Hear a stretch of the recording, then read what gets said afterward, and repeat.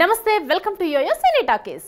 గీతా గోవిందం తర్వాత విజయ్ దేవరకొండ డైరెక్టర్ పరశురామ్ కాంబోలో వచ్చిన సినిమా ది ఫ్యామిలీ స్టార్. ఈ సినిమాకు దిల్ రాజు, శిరీష్లు నిర్మాతలుగా ఉన్నారు. మృణాల్ హీరోయిన్ గా నటించిన ఫ్యామిలీ స్టార్ సినిమా శుక్రవారం వరల్డ్ వైడ్ గా రిలీజ్ అయింది. ఇప్పటికే ఈ సినిమాని చూసిన చాలా మంది జనాలు పాజిటివ్ రివ్యూస్ ఇస్తున్నారు. దాంతో మృణాల్ ఠాకూర్, విజయ్ దేవరకొండ ఖాతాలో బ్లాక్ బస్టర్ హిట్ పడ్డట్టే అని వారి అభిమానులు సంబరాలు చేసుకుంటున్నారు. ఇక ఈ సినిమాలో మిడిల్ క్లాస్ లైఫ్ ని మెయింటైన్ చేసే గోవర్ధన్ లైఫ్ లోకి ఇందు ఏ విధంగా వచ్చింది, వీరిద్దరికి పరిచయం అయ్యాక ఎలాంటి ఇబ్బందులు ఎదురయ్యాయి అనే నేపథ్యంలో ఈ సినిమా సాగుతోంది.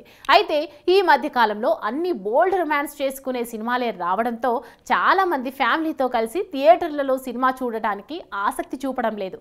ఇక ఇలాంటి తరుణంలో ఫ్యామిలీ అందరూ కలిసి ఒకే దగ్గర కూర్చొని చూసే సినిమాగా ది ఫ్యామిలీ స్టార్ సినిమా తెరకెక్కింది.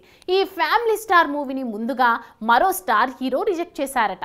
చాలా వరకు సినిమా ప్రాజెక్టులు ఒక హీరోని అనుకొని మరో హీరోతో వచ్చినవి ఉన్నాయి. అలా ఆ సినిమాని రిజెక్ట్ చేశాక వేరే హీరో ఆ సినిమా చేసి బ్లాక్ బస్టర్ హిట్ కొట్టాక ఈ సినిమాను ఎందుకు వదులుకున్నానే అనే భావన ఇప్పటికే చాలా మంది నటీనటుల్లో కలిగింది.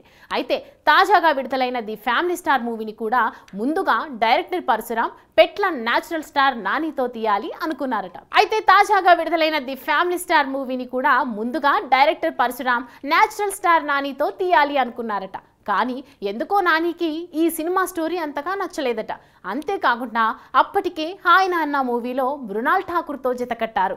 మళ్ళీ ఆ హీరోయిన్తో వద్దనుకున్నారో ఏమో తెలియదు, కానీ ఈ సినిమాని రిజెక్ట్ చేశారట. ఇక నాని రిజెక్ట్ చేయడంతో పరశురామ్ విజయ్ దేవరకొండకు స్టోరీ చెప్పారట.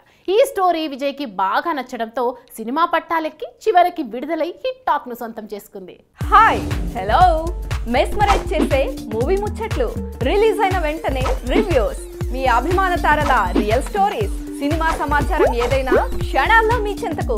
మరింకెందుకు ఆలస్యం, యోయో సినీ టాకీస్ ని సబ్స్క్రైబ్ చేసుకోండి. హలో నోటిఫికేషన్ కోసం గంట కొట్టడం అస్సలు మర్చిపోకండి.